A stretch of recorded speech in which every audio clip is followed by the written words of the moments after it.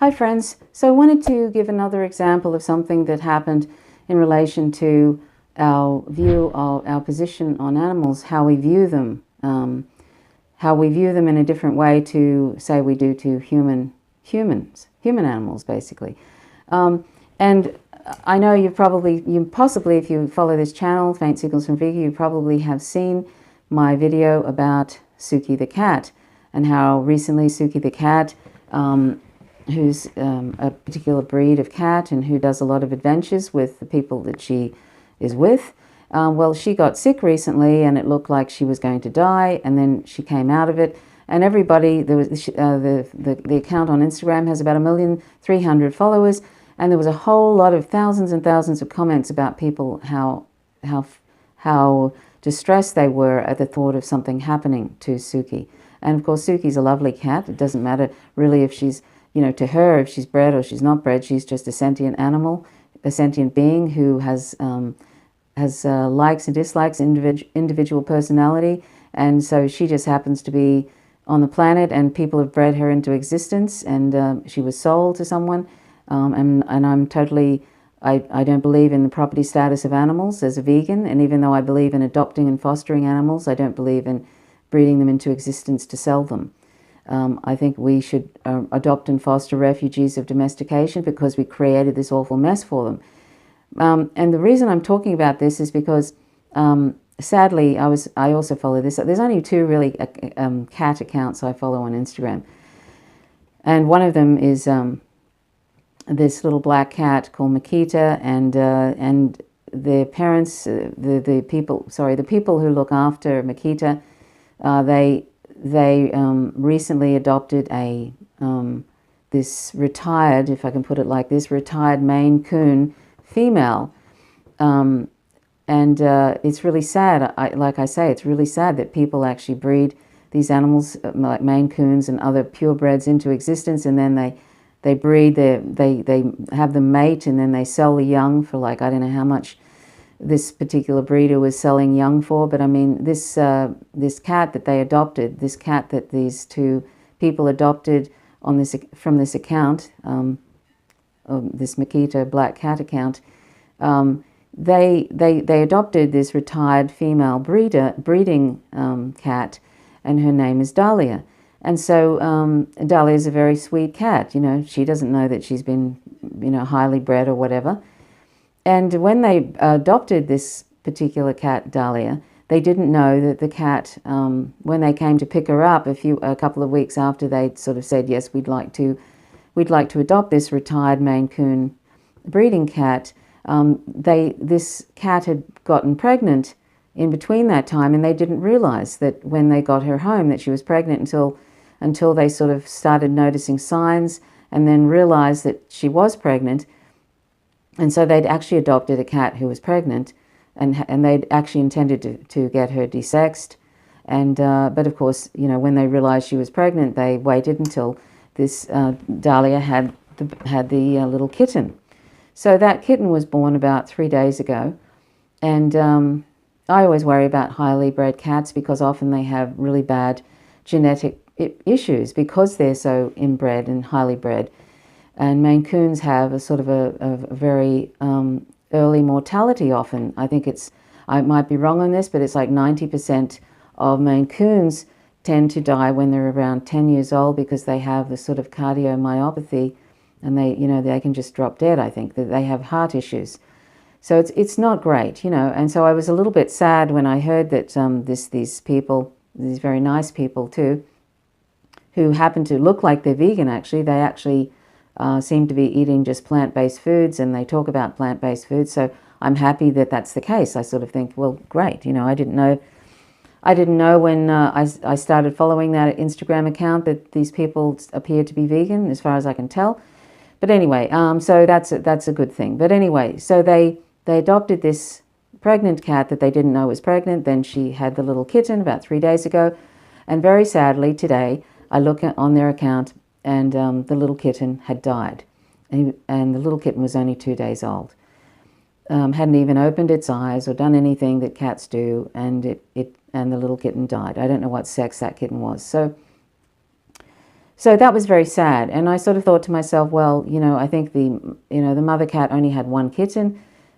She was a Maine Coon, and she was sort of getting. I sometimes actually wonder whether the breeders, or I had some suspicions that if she had maybe even the litter before this one, maybe it was only one kitten, and maybe that kitten died, and maybe they didn't let these two people know when they adopted her. And but anyway, I don't know what happened. But anyhow, the point I'm actually trying to make here, really, I'm getting around to it, is that it's very sad when that happens, and obviously this little kitten had some sort of a genetic issue, some sort of a problem that the mother picked up, because the mother sort of started to kind of reject her, and they did everything they could. They did all sorts of things to try and help her in this last day in particular, when they noticed she wasn't putting on weight. So they were very responsible, and they did everything they possibly could, including taking her to an emergency vet clinic,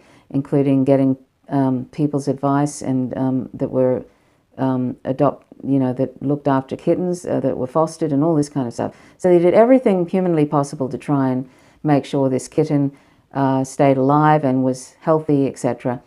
And unfortunately, that didn't work out. Anyway, the point I'm going to make here is that, once again, we have a situation where you see this great outpouring because they have about 27,000 people on their account.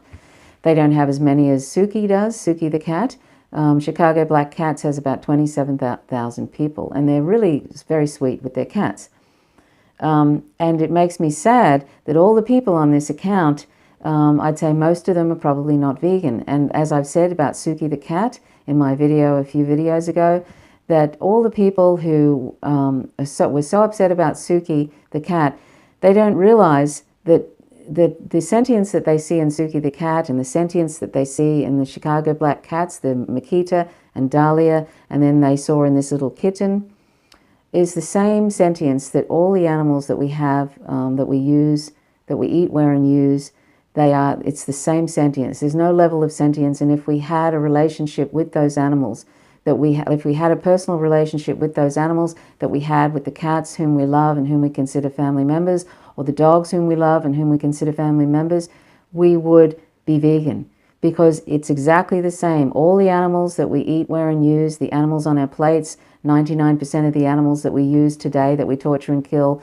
the 1 trillion land and aquatic animals that we torture and kill every year, and yes, aquatic animals are sentient, they all have sentience. Just like Makita the cat, just like Dahlia the cat, just like that sweet little kitten who didn't make it, just like Suki the cat, just like any of the dogs and cats whom we live with and whom we call family members, and who we sometimes, often people you'll see, are more distressed when their beloved cat dies, or when their beloved dog dies, or when they get sick. You see people are beside themselves with grief. It's like it affects them even more so than when humans die. It's just something that happens, and I think there's reasons for that, which I've talked about before. I haven't really talked about before, sorry, but reasons being that we live in a very disconnected society, and I think that people actually get a lot of unconditional love from these sentient animals. They're always pleased to see us pretty much most of the time. Cats stay because they want to stay. They don't stay because they're locked into a yard. Cats can be very loving when they trust you, and it's beautiful interacting with cats. And dogs are the same. Dogs, there's this unconditional love and this sort of a continual positive relationship. There's this continual positive relationship that we have with these animals that we unfortunately don't have in today's society, where everything is so disconnected due to either neoliberalism or whatever it is.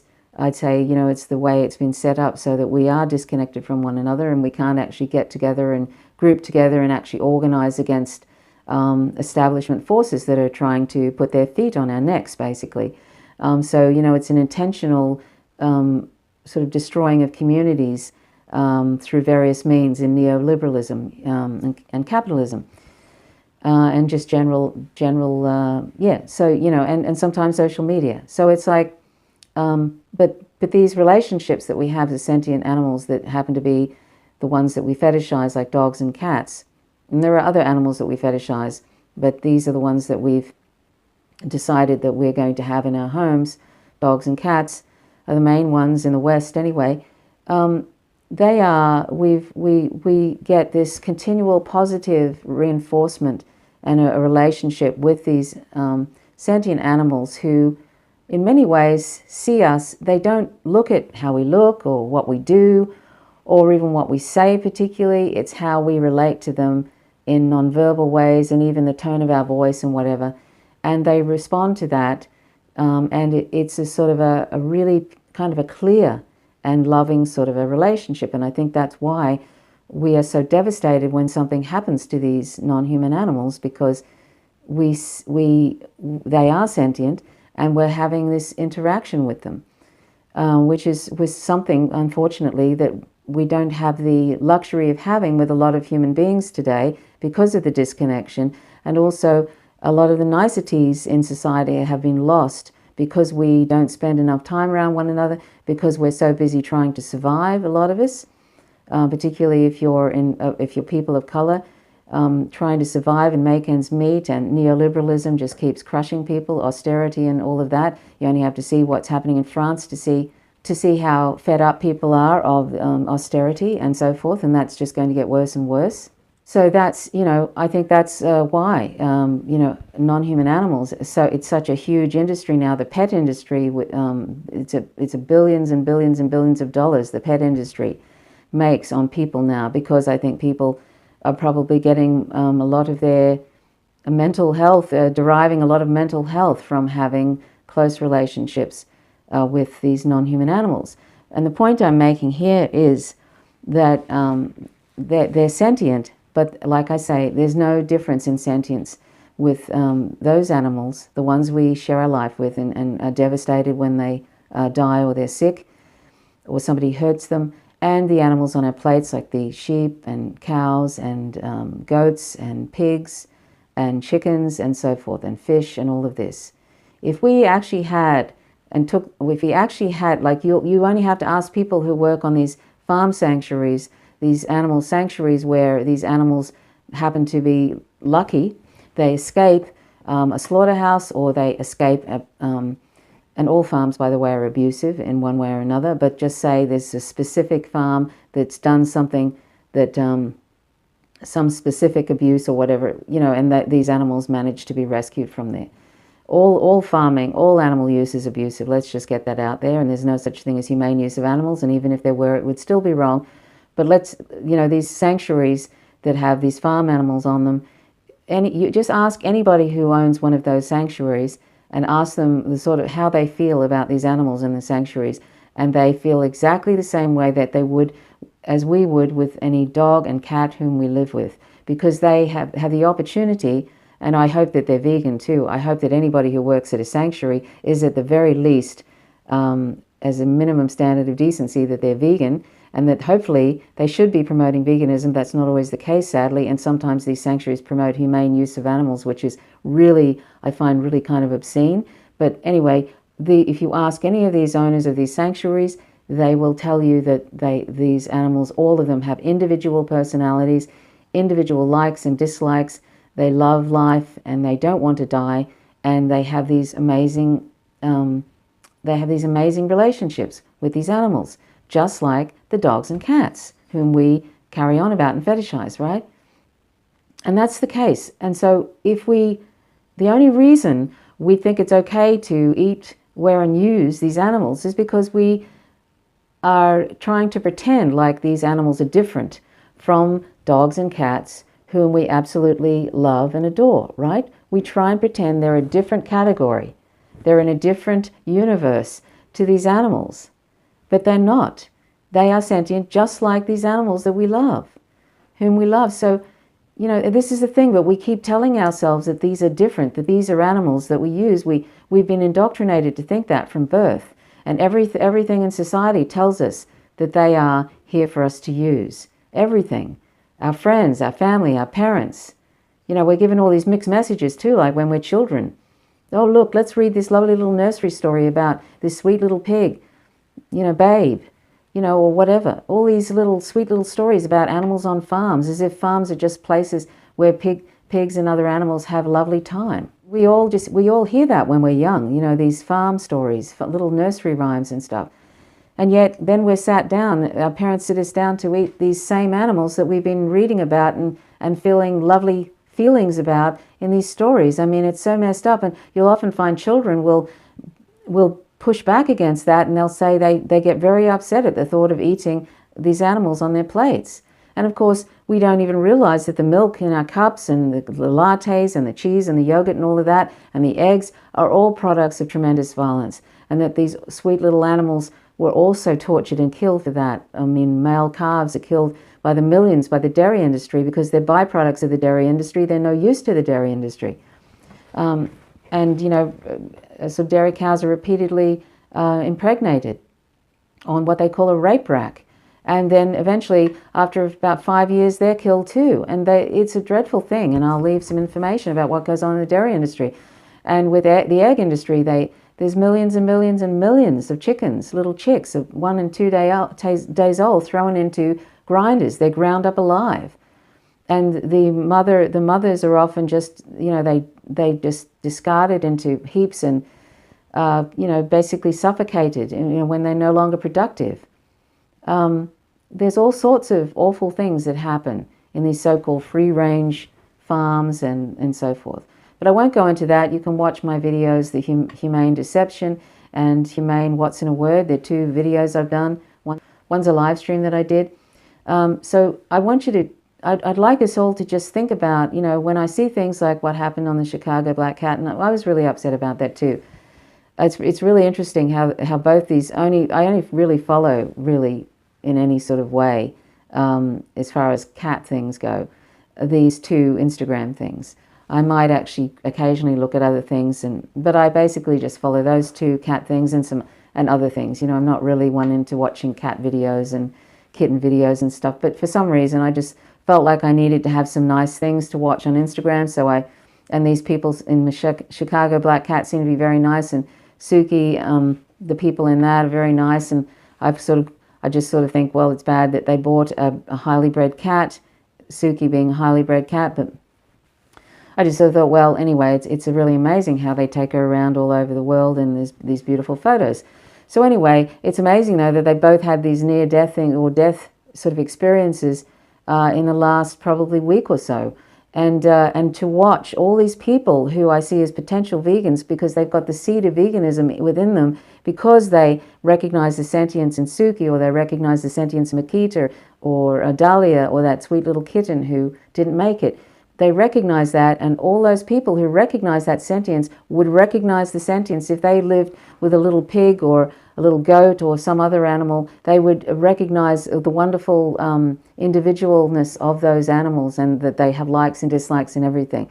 And they would see that there is no difference. The same with chickens, and the same with aquatic animals. Even though aquatic animals may not display any signs that we recognize of emotion, they don't have to be like us to deserve our moral consideration, to deserve the right not to be used as property. They don't need to be like us to do that.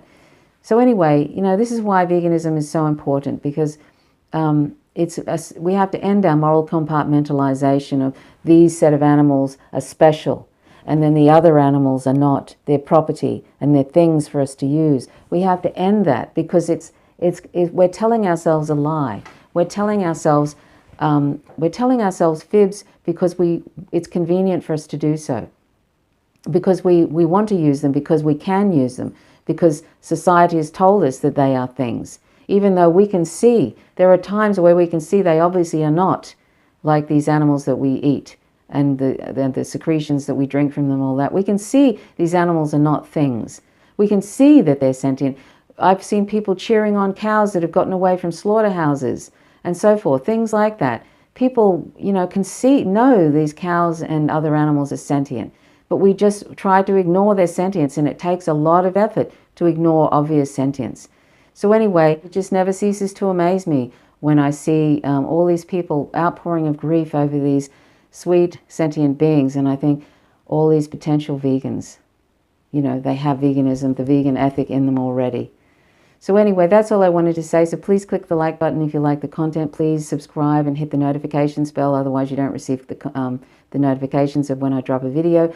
And please leave comments. I always enjoy comments. And please consider going vegan. Check out my website, howtogovegan.org. It's a comprehensive vegan resource in podcast form. Please check it out. I think you'll find it very beneficial. If you have any questions about veganism, please don't hesitate to contact me.